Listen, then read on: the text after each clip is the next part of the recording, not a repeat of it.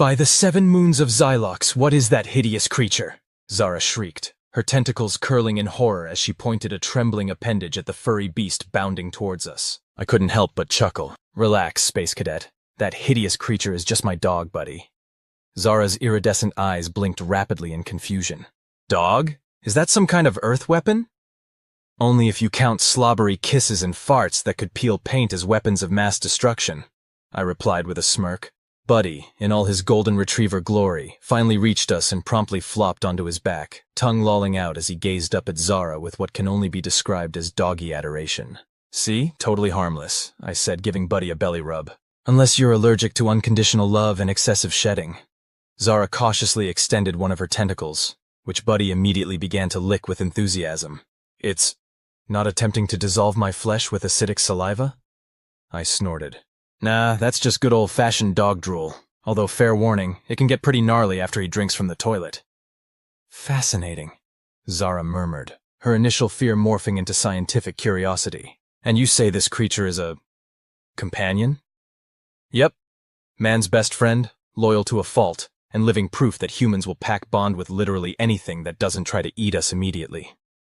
Zara's bioluminescent patches pulsed with excitement. Tell me more about this dog. What is its purpose? How did your species acquire such devoted allies? I grinned, settling in for what was bound to be an interesting conversation. Well, you might want to take a seat, Tentacle Toes. It all started thousands of years ago when some brave caveman looked at a wolf and thought, you know what? I bet I could pet that. As I regaled Zara with the epic tale of canine domestication, complete with terrible wolf impressions and dramatic reenactments of ancient hunting scenes, much to Buddy's delight, I couldn't help but marvel at the absurdity of it all. Here I was, casually chatting with an alien about the wonders of dog ownership, while my furry best friend tried his darndest to cover every inch of her in slobber. And that's why we have everything from tiny yappers that fit in purses to absolute units like Great Danes, I concluded, giving Buddy a scratch behind the ears. Zara, who had gradually inched closer throughout my explanation, now sat cross-legged on the ground with Buddy's head in her lap. Incredible. Your species took apex predators and turned them into this? She gestured at Buddy, who was currently making happy snuffling noises as she petted him. Yep, we're basically space orcs with a soft spot for fuzzy things, I said with a shrug. It's kind of our whole deal. But why? Zara asked, genuine confusion in her voice. What strategic advantage does having a dog provide? I thought for a moment, trying to figure out how to explain something that was so intrinsically human to someone who'd never experienced it. Well, for starters, they're great at finding bombs and drugs. But mostly, they make us happy. They love us unconditionally. They're always excited to see us. And they remind us to enjoy the simple things in life. Zara's expression was one of pure bewilderment. You formed a symbiotic relationship with another species? For emotional fulfillment? Pretty much, yeah. We also did it with cats, but they're still convinced they're the ones who domesticated us. As if on cue, my neighbor's cat sauntered into view, eyeing our little gathering with typical feline disdain. Zara's eyes widened. Another earth creature, what is its function? I grinned wickedly. Oh boy, do I have a story for you. Prepare yourself for the saga of humanity's other fuzzy overlords. I chuckled as Zara's gaze locked onto the newcomer, her alien features a mix of fascination and apprehension. All right, extraterrestrial Padawan, prepare for Pets 101, Feline Edition. The cat, a portly tabby named Mr. Whiskers, because apparently my neighbor has the imagination of a turnip, sauntered over with all the grace of a tipsy ballerina on roller skates. He paused to give Buddy a look that could only be described as barely tolerant disdain, before turning his attention to Zara. Behold, I said, gesturing dramatically, the domestic cat, half-cuddly companion, half-furry sociopath, and living proof that humans will worship anything that occasionally acknowledges our existence. Zara's tentacles twitched with curiosity. This cat appears far less enthusiastic than the dog. Is it malfunctioning? I burst out laughing.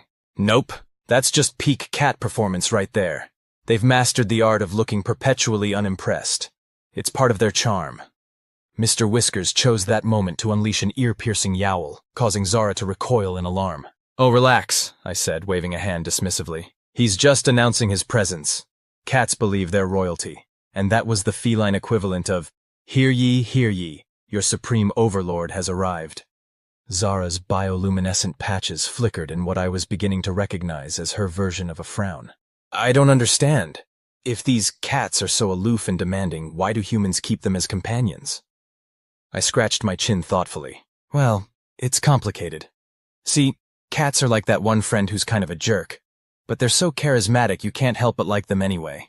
Plus, they're basically living, breathing internet memes. Internet memes? Zara echoed, clearly lost. Right, forgot you're not up to speed on Earth culture, I said. Let's just say cats are masters of passive-aggressive affection, and humans are suckers for a challenge. We see a creature that barely tolerates us and think, challenge accepted. As if to prove my point, Mr. Whiskers chose that moment to headbutt Zara's leg, purring like a miniature diesel engine. Zara's eyes widened in alarm. It's vibrating. Is this an attack? I couldn't help but grin.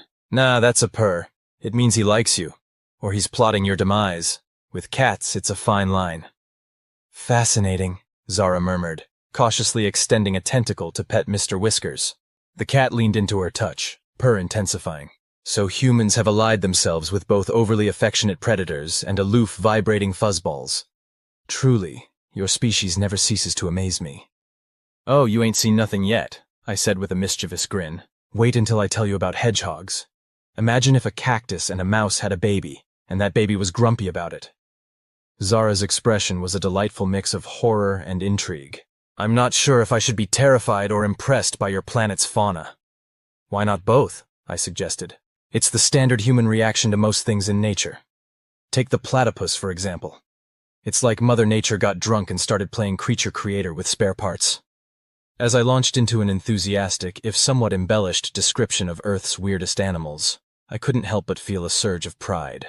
Sure, we humans might not have fancy space tech or tentacles that could probably open a jar of pickles in 2 seconds flat. But damn it. We had the market cornered on turning deadly predators into snuggly companions and ridiculous-looking critters into beloved pets. Zara listened with rapt attention, alternating between petting an ecstatic buddy and a tolerant Mr. Whiskers. Her initial fear had given way to genuine curiosity and, dare I say it, a touch of admiration. You know, she said eventually, when my species first encountered humans, we thought you were all insane, reckless, emotional, prone to bonding with anything that moves. And now? I prompted, raising an eyebrow. Zara's skin rippled with what I'd come to recognize as her version of a smile. Now I think you might be the most fascinating species in the galaxy. Terrifying, yes, but fascinating. I grinned, giving Buddy a playful nudge. High praise indeed. Just wait until I introduce you to memes. Your mind is going to be blown. As Zara's confused, what are memes? Overlapped with Buddy's excited bark and Mr. Whiskers' indignant meow, I couldn't help but laugh. Humanity might not be the most advanced or logical species out there, but damn if we weren't the most entertaining. And really, in a universe full of unknowns and potential threats, wasn't that the best superpower of all? As I pulled out my phone to introduce Zara to the wild world of memes, a thought struck me. You know what? This calls for a proper Earth experience. How about we take a trip to the local animal shelter? It's like a Noah's Ark of domestic chaos. Zara's eyes widened, her tentacles curling in what I'd come to recognize as excitement. There's a place with even more Earth creatures? Is it safe? I chuckled, already imagining the scene. Safe? Probably. Sane? Absolutely not. But that's half the fun. We made our way to my beat-up hovercar, because even in the future, some things never change. With Buddy eagerly hopping into the back seat and Mr. Whiskers deciding that yes, he would deign to join us on this adventure. As we zoomed through the city, Zara's head swiveled in all directions, taking in the sight of humans walking all manner of pets. Is that human dragging a furry rope? She asked, pointing at a man walking a dachshund. I snorted. Nah, that's just a wiener dog. Proof that humans will breed animals into ridiculous shapes for our amusement. Fascinating, Zara murmured. And that large creature pulling the small human? I glanced over to see a kid being dragged along by an overexcited Saint Bernard. Oh, that's just natural selection in action. The big fluffies weed out the weak. We pulled up to the animal shelter, a cacophony of barks, meows, and various animal sounds greeting us as we entered. Zara's tentacles were practically vibrating with excitement. Welcome to the madhouse, I announced, spreading my arms wide. This, my dear alien friend, is where humans come to expand their interspecies family. A harried-looking volunteer approached us, doing a double-take at Zara before plastering on a customer service smile. Welcome to Happy Tales Animal Shelter. Are you looking to adopt today? Before I could respond, Zara blurted out. You mean humans can acquire more animal companions here, voluntarily? The volunteer blinked, clearly thrown off script. Yes, that's kind of the whole point. I grinned, slinging an arm around Zara's shoulders. My friend here is new in town. We're just browsing today, giving her the full Earth pet experience. Right, the volunteer said slowly, eyeing Zara's tentacles. Well, feel free to look around. Just try not to startle the animals. As we made our way through the shelter, Zara's reactions were priceless.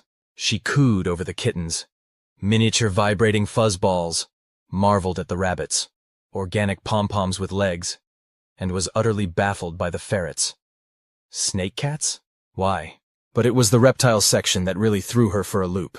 What? She asked, staring at a bearded dragon with a mix of horror and fascination. Is that? I grinned. That, my extraterrestrial apprentice, is a bearded dragon. Basically a dinosaur that decided to be chill instead of going extinct. Zara's tentacles curled in confusion. But it's not fuzzy, or vibrating. What purpose does it serve? Excellent question, I said, adopting my best nature documentary voice. You see, humans have a unique ability to look at literally any creature and think, I bet that would look great on my coffee table. Thus, the pet reptile was born. As if on cue, the bearded dragon flicked its tongue out, causing Zara to jump back in alarm. It's not attacking, I reassured her. That's just how it smells.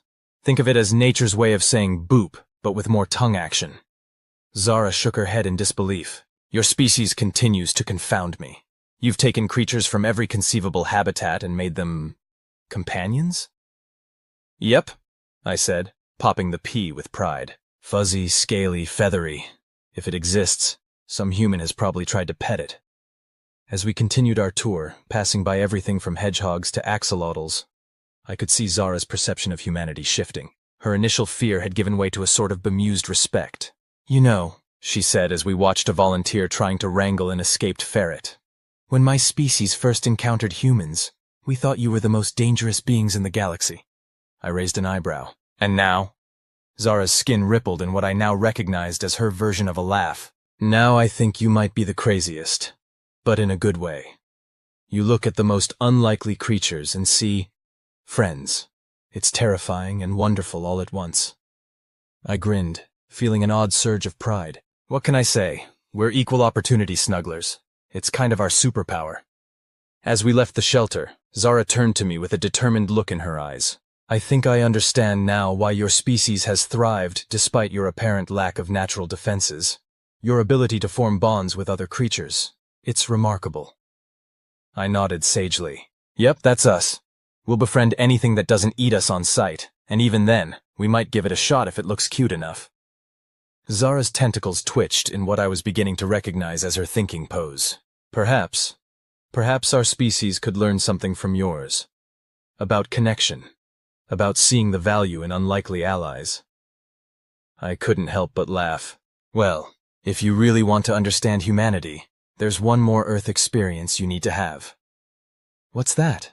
Zara asked, curiosity evident in her voice. I grinned mischievously. Ever heard of a thing called pizza? As we pulled up to Gino's intergalactic pizzeria, because of course Earth cuisine had gone cosmic, I could practically see the question marks floating above Zara's head. So, let me get this straight, she said, her tentacles twirling in confusion. You're taking me to consume circular sustenance discs as a way to understand humanity better? I chuckled, leading her towards the entrance. Trust me, Space Cadet. Pizza isn't just food. It's a cultural phenomenon. It's like humanity in a dish, a beautiful mess of different ingredients that shouldn't work together, but somehow create something amazing. The smell of melting cheese and baking dough hit us as we entered, and I watched with amusement as Zara's olfactory sensors, or whatever aliens have, went into overdrive. By the quantum singularities, she gasped. What is that aroma? That, my dear extraterrestrial, is the smell of bad decisions and good times, I replied with a grin. We approached the counter, where a bored-looking teenager barely glanced up from his holographic phone. Welcome to Gino's, where every slice is out of this world.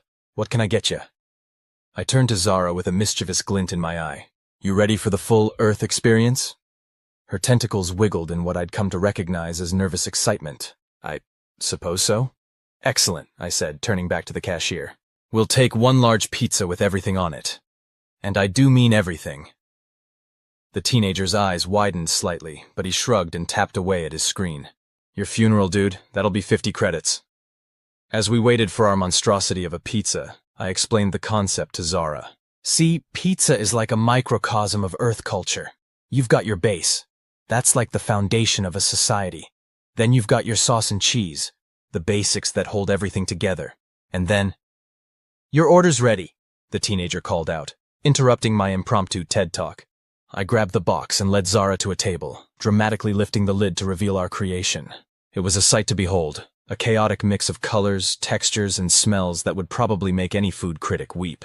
Zara's eyes, all 7 of them, widened in shock. This is food? This, I said with pride, is art.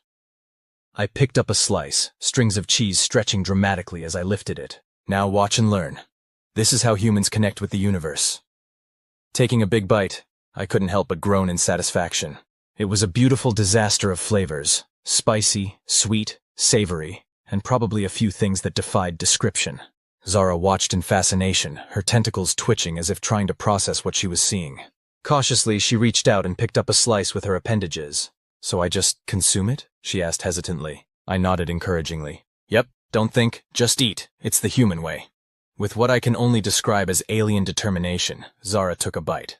Her reaction was immediate and hilarious, a mix of surprise, confusion, and something that looked suspiciously like pleasure. How? She sputtered, cheese dripping from her tentacles. I couldn't help but laugh. Welcome to Earth cuisine, where how and why are questions we don't bother asking. We just enjoy the ride. As we continued to eat, I could see Zara's perception of humanity shifting yet again. Between bites, she mused. You know, when we first encountered humans, we thought your species was chaotic and unpredictable. And now? I prompted, wiping sauce from my chin. Zara's skin rippled in what I now recognized as her version of a smile. Now I think you might be the most adaptable species in the galaxy. You take disparate elements and create harmony. It's beautiful, in a slightly terrifying way. I grinned, feeling an odd surge of pride. What can I say? We're the universal glue. Give us enough time, and we'll find a way to make friends with, or eat, just about anything. As we finished our meal, Zara turned to me with a look of newfound respect. I think I understand now. Your pets, your food, your entire culture. It's all about connection, isn't it? About finding common ground where none should exist. I nodded, surprisingly touched by her insight. Yeah, I guess it is. We might not be the smartest or the strongest species out there, but damn if we aren't the best at turning chaos into family. Zara's tentacles wiggled in what I was beginning to recognize as excitement. Do you think your species might be willing to form such connections with mine? I couldn't help but laugh. Willing? Zara, my cosmic compadre, we've been ready for intergalactic friendship since we first looked up at the stars. Just wait until I introduce you to sci-fi conventions. Your mind is going to be blown. As we left the pizzeria, stepping out into a world where humans and aliens walked side by side, I couldn't help but feel a sense of optimism. Sure, humanity might not have the most advanced technology or the most logical approach to the universe, but our superpower? It was our heart, our endless capacity to reach out, to connect, to turn the strange and unfamiliar into family. And in a universe full of unknowns and potential conflicts, maybe that was the greatest strength of all. So, I said, turning to Zara with a grin. Ready for your next lesson in humanity? I'm thinking karaoke. Zara's tentacles curled in a mix of anticipation and mild terror. I'm not sure if I should be excited or terrified. I laughed, slinging an arm around her shoulders. Welcome to the human experience, Space Cadet. It's pretty much always both. As we made our way to the Cosmic Crooners karaoke bar, I couldn't help but chuckle at Zara's mix of excitement and trepidation.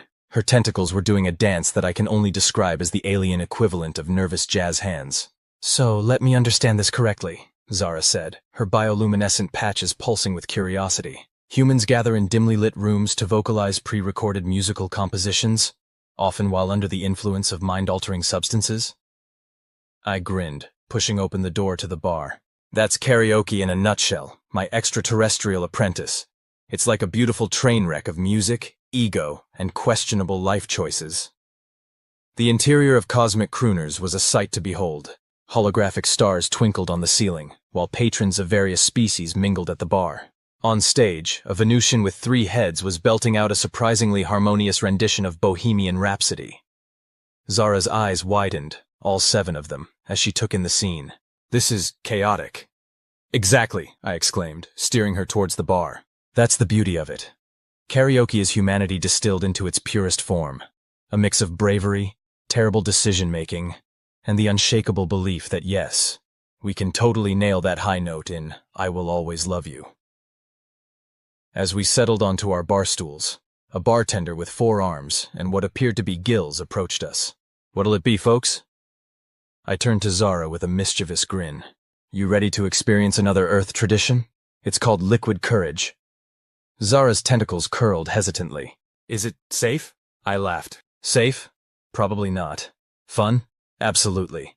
We'll take 2 pan-galactic gargle blasters," I told the bartender, who nodded and began mixing a concoction that seemed to defy several laws of physics.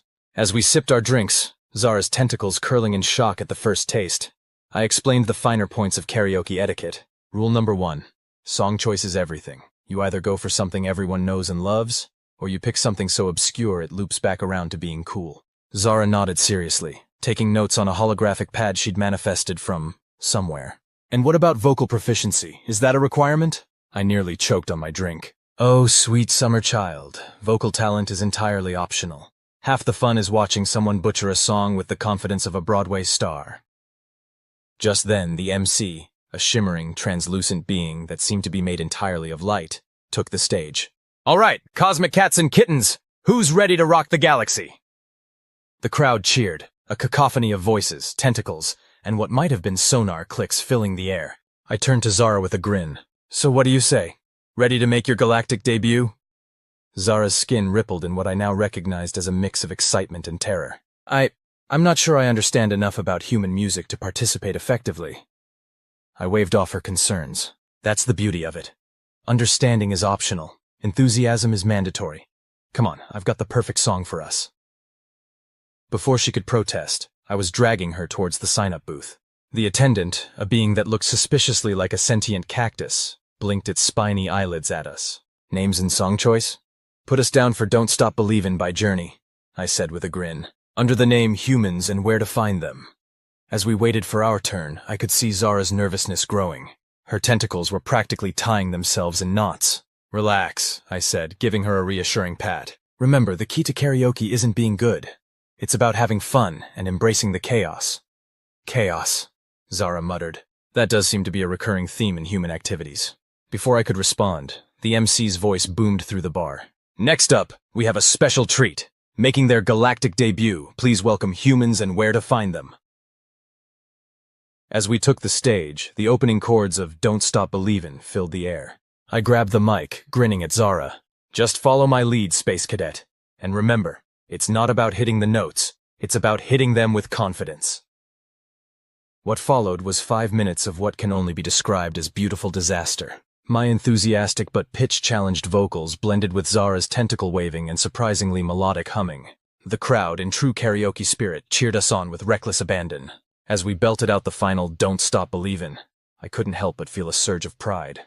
Zara, initially hesitant, was now fully embracing the madness, her tentacles waving in time with the music. We stumbled off stage to a round of applause, and what might have been confused chirping from a group of bat-like beings in the corner.